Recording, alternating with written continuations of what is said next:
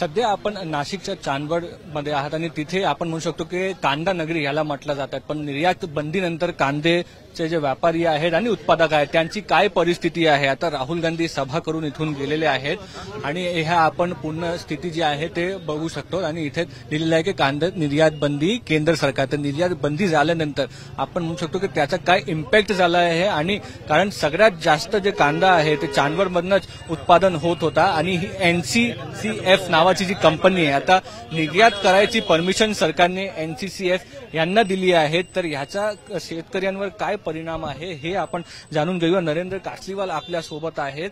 जास्तीत जास्त कांदा म्हणजे आपण चांदवड ओळखला जातो, निर्यात बंदी झाल्यानंतर आता 1 वर्ष हो आलेलं आहे, काय परिस्थिती?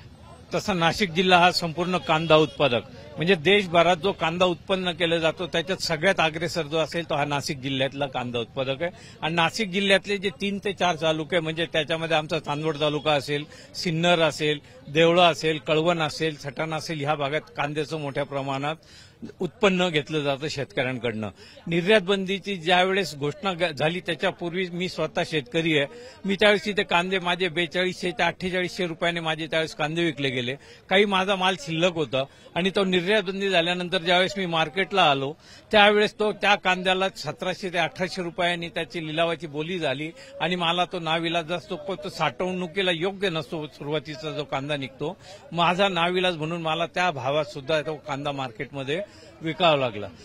त्या निर्यात बंदीचं नुकसान असं झालेलं आहे की ज्यावेळेस प्रत्येक मार्केटमध्ये अनेक इथे आपल्या देशामध्ये महाराष्ट्रामध्ये अनेक एक्सपोर्टर व्यापारी माल घेऊन एक्सपोर्ट करीत असत आणि त्या एक्सपोर्टमध्ये प्रत्येक व्यापाऱ्याला एक्सपोर्टरला माल मिळावा म्हणून त्यावेळेस त्यांच्यामध्ये कॉम्पिटिशन होत असते आणि त्याचा फायदा शेतकरी वर्गाला जास्तीत जास्त भाव मिळण्याकरता होतो। असं या निर्यात बंदीनंतर भारत सरकारने म्हणजे मोदी सरकारने ही जी कंपनी काढलेली आहे NCCF हिलाच फक्त निर्यातीची परवानगी दिलेली आहे। या कंपनीचं जर बघितलं तर ही कंपनी ही आपल्या अमित शहाचे जे चिरंजीव जय शहा हे ती नियंत्रित करतात। याच्यामध्ये जास्तीत जास्त ते सगळे गुजरातचे व्यापारी आहे आणि शेतकरी तिथले आहे आणि महाराष्ट्रातले अगदी थोडी तुटपुंजे 1000-2000 शेतकरी घेतलेले आहे आणि संपूर्ण महाराष्ट्र आधी पण निर्यात बंदी होत होती, पण आता जो झालाय तर असं वाटतं की हे निर्यात बंदी हटणार नाहीये कारण आता कंपनी आणली सरकारने। तर ते कशासाठी होत आहे हे सांग। हे जे सरकार आहे छोटा व्यापारी असो शेतकरी असो त्यांच्या चांगल्या धोरणाकरता हे सरकार कधीही काम करणार नाही याची आम्हाला खात्री पटलेली आहे। माझं तर उलट असं म्हणणं आहे की या शेतकऱ्यांना रोजचं रोज मारण्यापेक्षा त्यांनी प्रत्येक 7-12 धारकाला 3 मीटरची दोरी देऊन द्यावी आणि झाड दाखवून द्यावं जेणेकरून ती शेतकरी आत्महत्या करतील।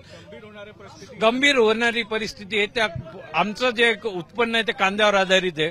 कांदा हा जिरायत क्षेत्रात घेतला जातो आणि ह्या कांद्याच्या उत्पन्नावरच आमच्या मुलाबाळांचे लग्न मुलांचे शिक्षण हे सगळं अवलंबून असतं आणि याच्याकरता कांदा लागवड करण्याकरता ज्यावेळेस आता पूर्ण परिस्थिती सांगितली आणि नाशिकमध्ये परिस्थिती आहे तर येत्या निवडणुकीत याचा परिणाम होईल 100%। या निवडणुकीमध्ये याचा परिणाम आपल्याला दिसून येईल। आमच्या बंदी उचलली तर हे पुन्हा बदलून जाईल असं चित्र आहे। नाही आता निर्यात बंदी जरी उठवली तरी आमचा यांच्यावर विश्वास राहिलेला नाही आणि निर्यात बंदी उठवली तरी शेतकऱ्यांकडचा जो लाल कांद्याचा माल हा संपत आलेला आहे आणि सगळा या कंपनीकडे तो जमा झालेला असेल त्याच्यामुळे याचा फायदा शेतकऱ्याला होणारच नाहीये।